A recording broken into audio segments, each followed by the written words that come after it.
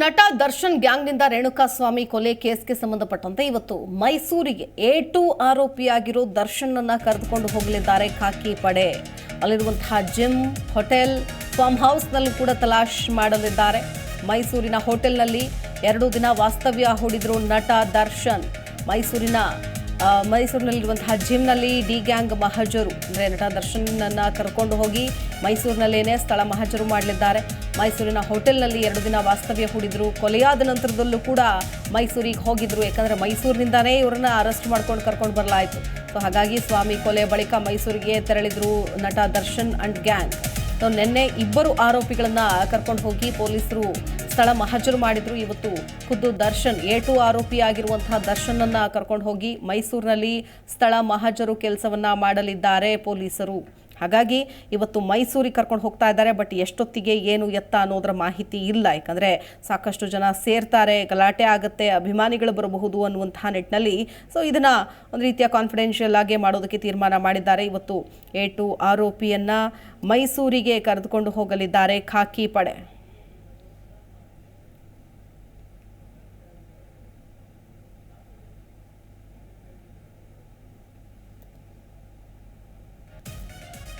ನೋಡಿ, ಇದೇ ಸಂದರ್ಭದಲ್ಲಿ ಮಹಜರು ಅಂತ ಅಂದಿದ ತಕ್ಷಣ ಹಾಗಾದ್ರೆ ಎಲ್ಲೆಲ್ಲಿ ಮಹಜರು ಕೆಲಸಗಳು ನಡೀತಾ ಇದೆ ಅನ್ನೋದನ್ನ ನಾವು ನೋಡ್ತಾ ಹೋಗೋಣ. ಎಲ್ಲೆಲ್ಲಿ ಮಹಜರು ಅಂತ ಅನ್ನೋದಕ್ಕೆ ದರ್ಶನ್ ಪವಿತ್ರ ಸೇರಿ ಡಿ ಗ್ಯಾಂಗ್ ಕರ್ಕೊಂಡು ಬಂದಂತಹ ಶೆಡ್ನಲ್ಲಿ ಮಹಜರು ಮಾಡಲಾಗಿದೆ. ಇನ್ನು ಗಿರಿನಗರದ ಪ್ರದೋಷ್ ನಿವಾಸದಲ್ಲಿ ಸ್ಥಳ ಮಹಜರು ಮಾಡಲಾಯಿತು. ಶವ ಬಿಸಾಡಿದ್ದಂತಹ ಸತ್ವ ಅನುಗ್ರಹ ಅಪಾರ್ಟ್ಮೆಂಟ್ ಬಳಿ ಕೂಡ ಸ್ಥಳ ಮಹಜರು ಮಾಡಲಾಗಿದೆ. ನೋಡಿ, ಎಲ್ಲೆಲ್ಲಿ ಮಹಜರು ಕೆಲಸ ಆಗಿದೆ.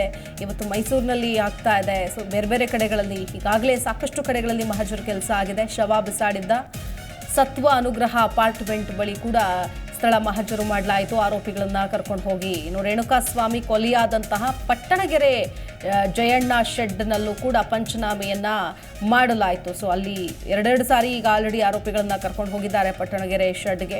ಇನ್ನು RR ನಗರದ ಐಡಿಯಲ್ ಹೋಮ್ಸ್ ಕ್ರಾಸ್ನಲ್ಲೂ ಕೂಡ ಸ್ಥಳ ಮಹಜರು ಮಾಡಲಾಗಿದೆ. ಜೊತೆಗೆ ಚಿತ್ರದುರ್ಗದಿಂದ ಕಿಡ್ನಾಪ್ಗೆ ಬಳಸಿದಂತಹ ಕಾರು ಪರಿಶೀಲನೆ ನಡೀತಾ ಇದೆ. ಕಾರಿನೊಳಗೆ ಇದ್ದಂತಹ ರಕ್ತದ ಮಾದರಿ, ಕೂದಲುಗಳ ಪತ್ತೆಯಾಗಿತ್ತು. ಸೊ ಈ ನಿಟ್ಟಿನಲ್ಲಿ ಅಲ್ಲೂ ಕೂಡ ಒಂದು ಪರಿಶೀಲನೆಯನ್ನು ನಡೆಸಲಾಯಿತು. ಸುಮನಹಳ್ಳಿಯ ರಾಜಕಾಲುವೆಯಲ್ಲಿ ಮೊಬೈಲ್ಗಾಗಿ ಮಹಜರು ನಡೀತಾ ಇದೆ. ಈಗಾಗಲೇ ಮೊಬೈಲ್ಗಾಗಿ ಹುಡುಕಾಟ ನಡೀತಾ ಇದೆ. ಇನ್ನು ಐಡಿಯಲ್ ಹೋಮ್ಸ್ನಲ್ಲಿ ಬಟ್ಟೆ ಬದಲಿಸಿದ್ರು ಆರೋಪಿಗಳು. ಸೊ ಇನ್ನು ಟ್ರೋಬೋ ಹೋಟೆಲ್ನ ರೂಮ್ ನಂಬರ್ 203ರಲ್ಲೂ ಕೂಡ ಮಹಜರು ಮಾಡಲಾಗಿದೆ.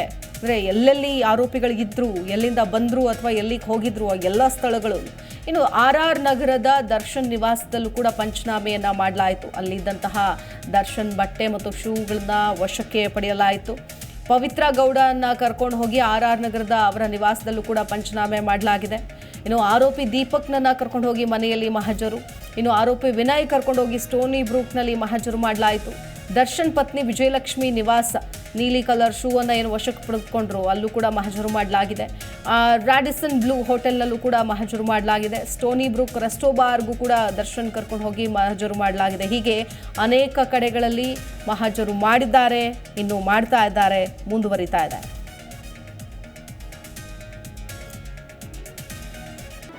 ಜಿ ಕನ್ನಡ ನ್ಯೂಸ್ ಈಗ ನಿಮ್ಮ ಮನೆಯಲ್ಲೇ ನೋಡಿ. ಎಲ್ಲ ಕೇಬಲ್ಗಳಲ್ಲಿ ಈಗ ಲಭ್ಯ.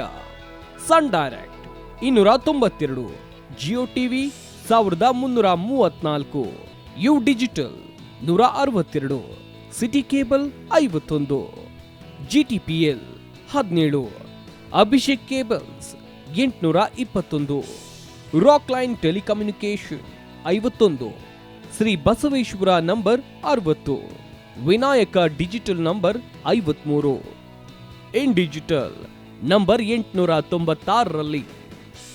ನಿಮ್ಮಿಸ್ತದ ಜಿ ಕನ್ನಡ ನ್ಯೂಸ್ ನೋಡಿ ಆನಂದಿಸಿ.